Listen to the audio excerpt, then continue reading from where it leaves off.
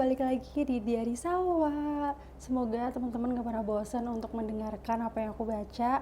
Meskipun memang cara berbicara aku masih suka belibet atau mungkin kurang jelas didengar. Tapi dengan membaca buku ini, aku jadi belajar bagaimana komunikasi yang baik, yang jelas, dan mudah didengar. So, aku mau ngelanjutin episode sebelumnya. Langsung aja di yang D, program radio. Ada beberapa jenis program yang dihadirkan oleh suatu radio untuk para pendengarnya. Yang pertama, acara berita. Sama halnya dengan televisi, radio juga memiliki program berita yang dimana program ini akan menghadirkan berita-berita terkini dengan seseorang reporter ataupun penyiar. Jika langsung, reporter akan langsung mengabarkan dari lokasi kejadian, sedangkan berita yang tidak langsung di mana reporter akan mendapatkan fakta di lapangan, kemudian kembali ke studio untuk dilakukan pengolahan terlebih dahulu sebelum disiarkan. Yang kedua, musik. Nah, untuk program yang satu ini adalah program yang perlu ada dalam setiap radio, karena radio sangat identik dengan musik atau lagu. Banyak orang yang justru mendengarkan radio dan alasan untuk sekedar mendengarkan musik. Biasanya dalam sebuah program musik, radio tidak hanya menghadirkan musik saja, akan tetapi diselingi dengan penyampaian informasi, iklan, atau jenis hiburan lainnya agar pendengar tidak merasa bosan. Banyak siaran radio yang membatasi jenis musik yang berbeda. Banyak siaran radio yang membatasi jenis musik yang mereka hadirkan. Ada radio yang hanya memutar lagu-lagu lama, lagu-lagu daerah, lagu agama, ataupun lagu anak muda. Perbedaan penyajian musik atau lagu ini berdasarkan format, visi, dan misi radio itu sendiri. Yang ketiga, talkshow. Acara talkshow adalah acara perbincangan penyiar radio dengan seorang atau lebih narasumber. Dalam talkshow ini bisa mencakup wawancara, diskusi, ataupun perbincangan antara dua orang atau lebih. Sebuah wawancara ataupun perbincangan pada dasarnya bertujuan untuk menggali fakta, alasan, dan opini atas sebuah peristiwa, baik yang sudah, sedang, maupun yang akan berlangsung. Dalam jurnalistik radio, setiap kegiatan wawancara memiliki tujuan khusus, sesuai dengan format program yang akan disiarkan. Ada beberapa bentuk dari talkshow ini, yaitu wawancara penyiar dengan narasumber dengan mendiskusikan suatu topik di mana masing-masing memiliki satu mikrofon, akan tetapi berada dalam satu ruang studio yang sama. Bentuk perbincangan ini disebut juga dengan one-on-one show. Bentuk perbincangan ini disebut juga dengan one-on-one show. Kemudian ada pula berbentuk panel discussion, di mana pewawancara ataupun si penyiar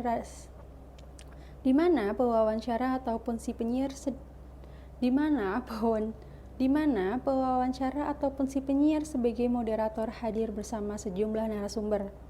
Terakhir adalah bentuk call-in show. Sesuai dengan namanya, bentuk perbincangan ini hanya melibatkan perantara telepon dari para pendengar di mana topiknya sudah dipersiapkan terlebih dahulu oleh penyiar. Selanjutnya yang keempat adalah jingle. Ini bisa diartikan sebagai pemberian identitas atau promo atas stasiun radio yang bersangkutan. Biasanya ini dilakukan dengan penyampaian kata-kata terkait stasiun radio dan diselingi oleh musik. Hal ini ditunjukkan agar masyarakat mengetahui nama ataupun keberadaan radio tersebut. Dan agar radio tersebut bisa diingat dengan suatu ciri khas tertentu dan menarik banyak pendengar. Jingle ini sebenarnya tidak hanya ditujukan untuk mempromosikan stasiun radio expose. Akan tetapi ada juga jingle untuk acara radio program expose itu sendiri dan jingle untuk penyiarannya, announcer expose. Jingle ini sering diputar dan diselingi dengan lagu, berita ataupun acara talkshow agar radio tersebut memiliki tempat di pikiran pendengar. Selanjutnya, yang E, pastikan siap untuk on air. Sebelum kamu mengudara, pastikan semua aspek yang terkait sudah sedia dan juga sudah siap untuk mengudara. Jangan sampai kamu on air dalam kondisi yang tidak siap. Baik kesiapan itu datangnya dari kamu sendiri ataupun peralatan yang dipakai. Kamu bisa bayangkan jika kamu gagal dan salah di saat mengudara, beribu pasang telinga mendengarmu. Baik mereka yang berada di kantor, rumah, warung, ataupun di tempat lain. Jika itu terjadi, maka akan menimbulkan kesan yang tidak profesional, penyiaran yang kurang baik, dan terkesan bermain-main. Maka jangan salahkan pendengar jika ia lebih memilih siaran radio lain. Oleh karena itu, untuk mengantisipasi kejadian tersebut, kamu harus pastikan bahwa kamu sudah siap untuk on air. Yang pertama adalah periksa alat, kedua catatan atau skrip, yang ketiga ruang siaran yang kondusif, yang keempat penampilan, dan yang kelima adalah kondisi yang tenang. Oke, selanjutnya adalah di bagian B, debat. Yang pertama adalah tentang perdebatan. Sejak zaman dahulu kala, perdebatan sudah sangat dikenal di berbagai belahan dunia karena merupakan sebuah konsep dari sebuah masyarakat yang terbuka. Pada zaman antena kuno, setiap warga memiliki hak yang sama untuk berkumpul dalam sebuah forum. Tidak ada larangan sama sekali bagi mereka untuk berpendapat sejauh pendapat mereka tidak menjurus pada provokasi dan pepercahan. Namun ada pula contoh di mana ada larangan untuk berpendapat. Salah satunya adalah pada masa-masa pemerintahan otoriter seperti Adolf Hitler. Contohnya, pada masa itu segala perkataan Hitler mirip sebuah sabda raja yang harus dituruti dan tidak bisa dilawan sama sekali. Disitulah masa-masa di mana terdapat pembungkaman ide. Orang-orang merasa ide dan inisiatifnya dimatikan secara paksa dan sepihak. Praktek semacam itu tentu saja merupakan perbuatan yang terlarang dan tidak bisa dibenarkan dengan sejuta alasan apapun. Setiap orang tentunya memiliki hak yang sama untuk menyampaikan inspirasinya. Tidak boleh ada undang-undang yang berisi larangan berpendapat karena berlawanan dengan hak asasi manusia. Sebenarnya, apakah debat adalah sebuah konteks formal argumentasi antara dua individu atau kelompok tertentu dalam rangka menyamakan pendapat, membahas isu-isu kontroversial, atau menyelesaikan sebuah permasalahan yang ada, tanpa harus tindakan untuk saling menjatuhkan? Selain itu, debat juga merupakan alat penting untuk mengembangkan dan mempertahankan demokrasi dan masyarakat terbuka. Namun, sayangnya banyak sekali orang yang masih berpendapat bahwa debat hanyalah keterampilan lisan, kemampuan mengolah kata, adu otak, dan lain sebagainya. Hal tersebutlah yang kemudian membuat beberapa acara debat di televisi mengalami penurunan rating yang cukup drastis. Karena dalam acara tersebut, debat tidak dijalankan sebagaimana mestinya. Mereka hanya mengangkat isu-isu populer, menghadirkan bintang tamu yang sedang naik daun. Seandainya saja mereka tidak melupakan bahwa ada unsur-unsur penting dalam sebuah perdebatan yang harus diikuti serta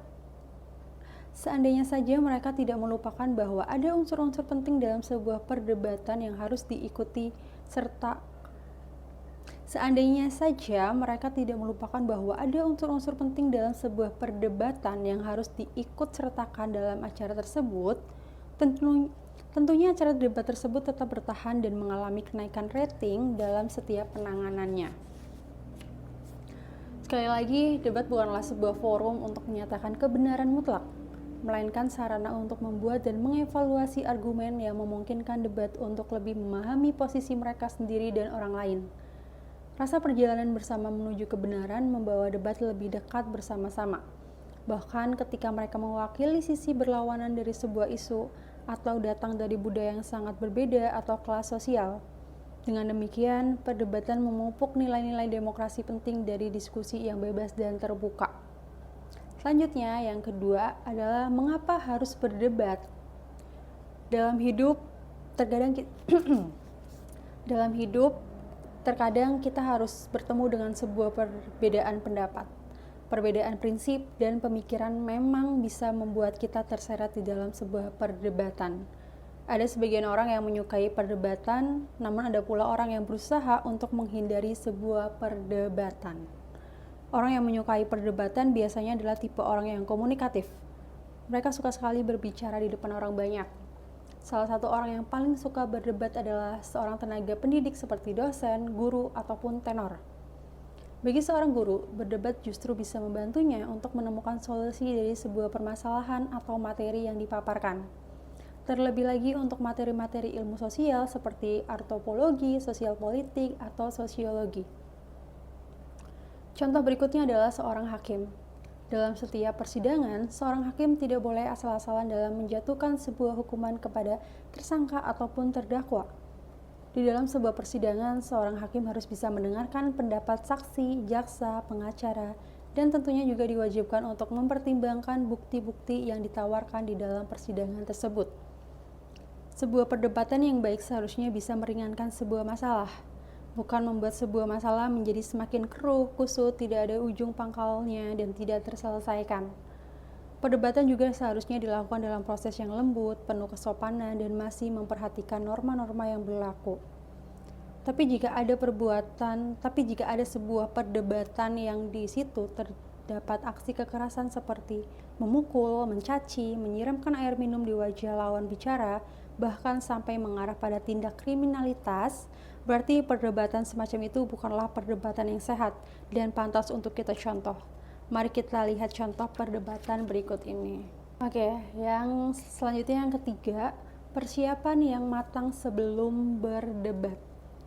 Segala sesuatu memang sangat membutuhkan sebuah persiapan, termasuk dalam sebuah perdebatan sekalipun. Tanpa persiapan, perdebatan pasti hanya akan menjadi debat yang tak berkualitas. Tanpa persiapan, orang-orang yang melakukan perdebatan seakan-akan sedang berada di sebuah labirin buntu yang tidak ada pintu keluarnya. Tanpa persiapan, pelaku perdebatan seakan-akan sedang melewati sebuah lorong panjang tanpa cahaya.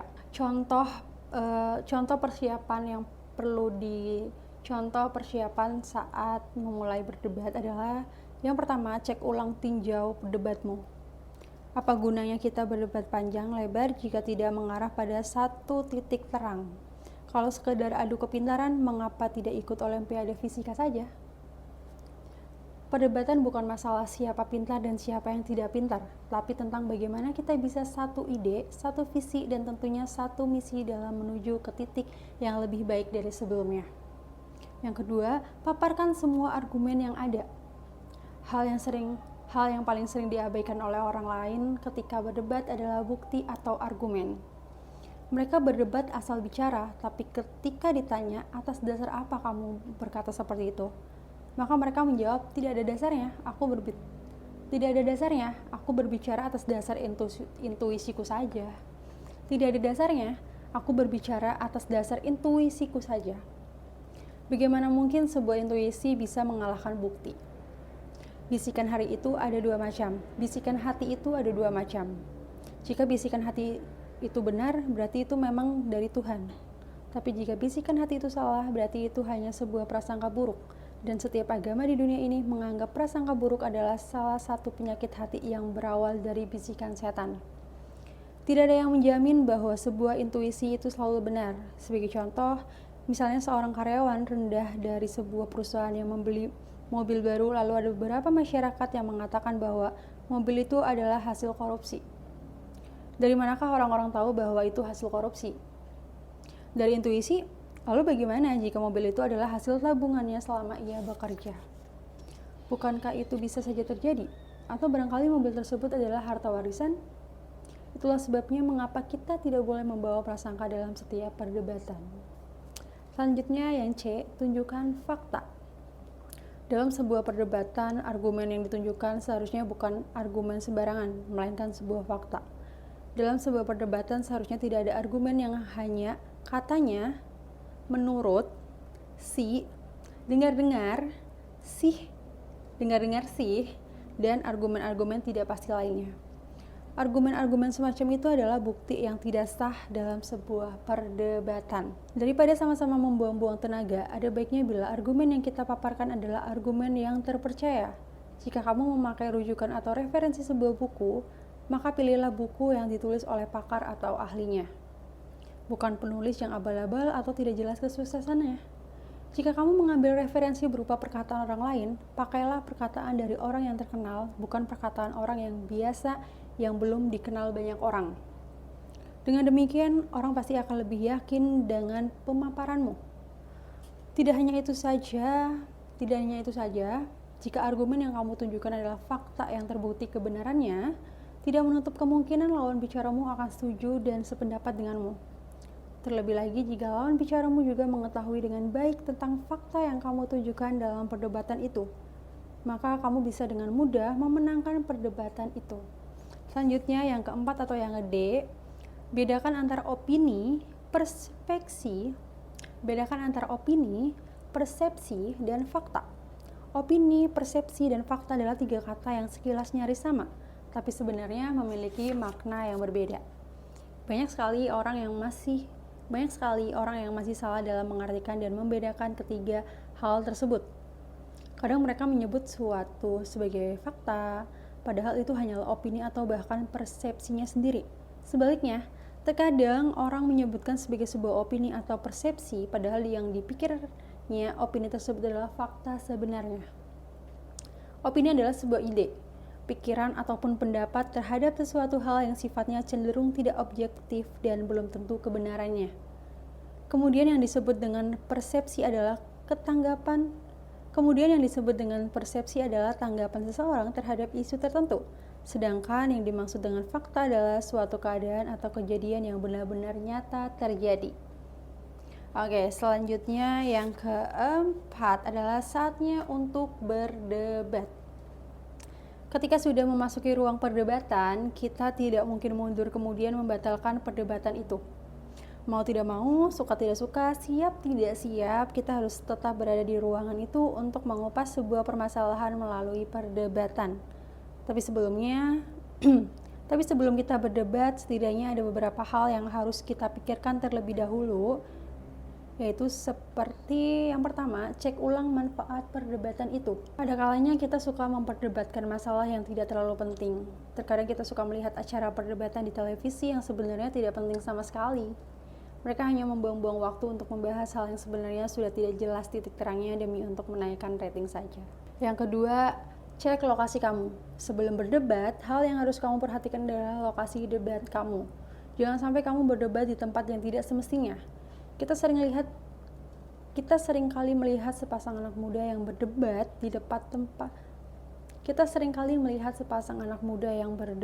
di tempat mereka berkencan.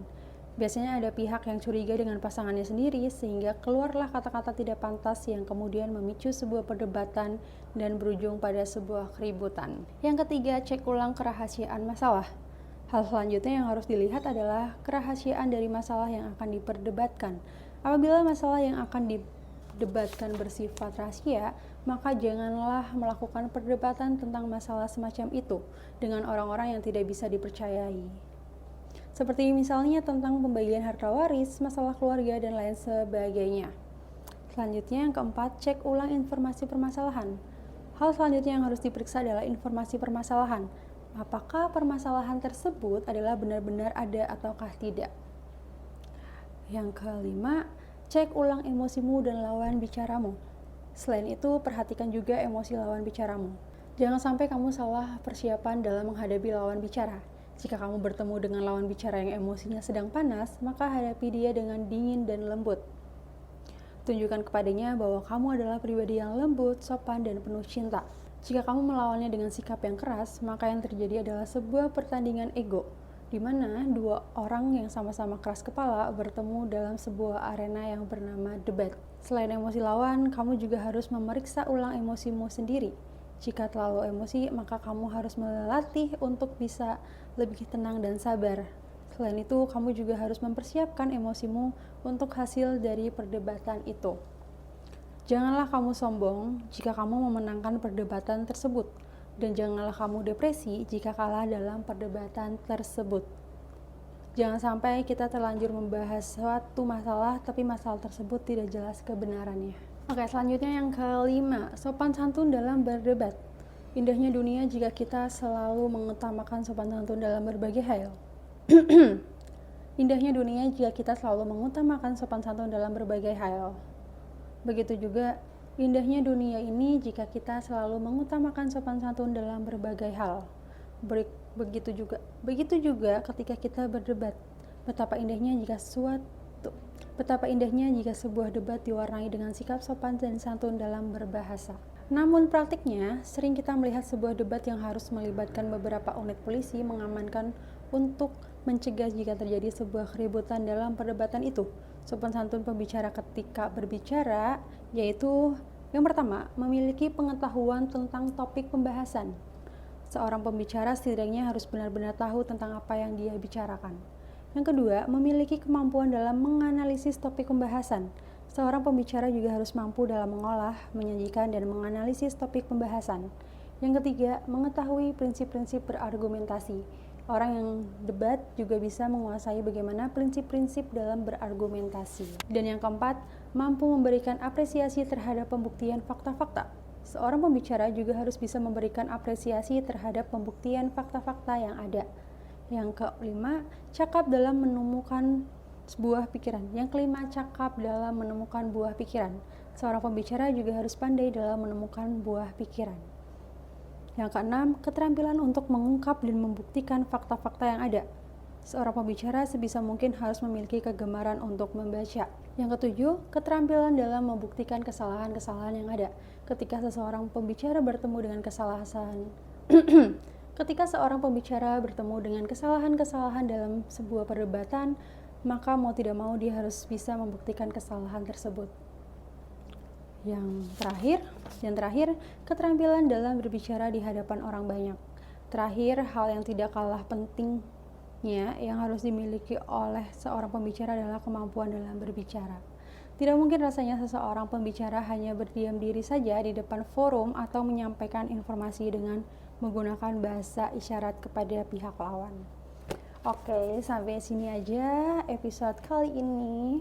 Akan dilanjut di episode berikutnya. Thank you teman-teman, sampai jumpa.